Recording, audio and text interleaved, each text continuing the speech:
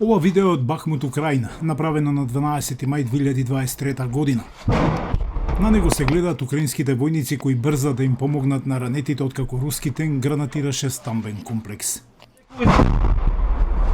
На сам средни, звідси ніхто не вийде. Комплетот за прва помош каде е? Паша, сиди зверху! Паша, овде имаме еден лесно ранет и еден умерено ранет, но не сум сигурен. Сања, дали ме чувствуваш? Пул. Оль! Сеньор!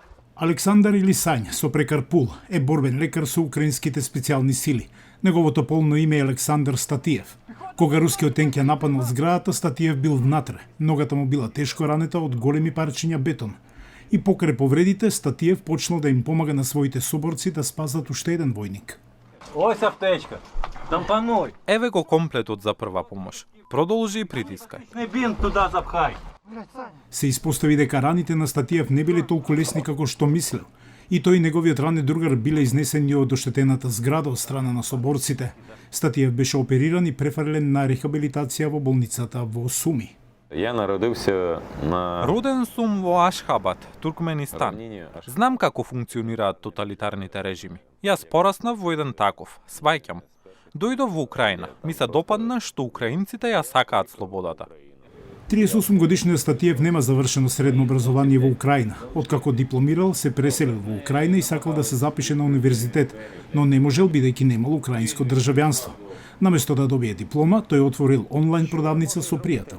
і всі були Сите доволні. беа среќни, но потоа никогаш не започнувајте бизнис со пријател.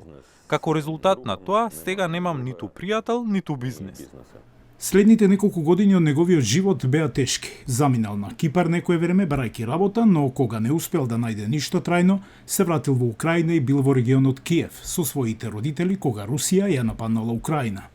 Статиев доброволно се приклучи на вооружените сили на Украина и земал курс за пружање прва помош на фронтот. Я поїхав Ги положив сите тестови, бев подготвен, па тргнав кон првите редови. И таму остана 3 месеци, додека не беше ранет. Лекарите не се сигурни, но велат дека се очекува целосно да се опорави во следните неколку месеци. Штом тоа се случи, Статиев вели дека ќе се врати веднаш на фронтот за да продолжи да се бори за слободата на неговата земја.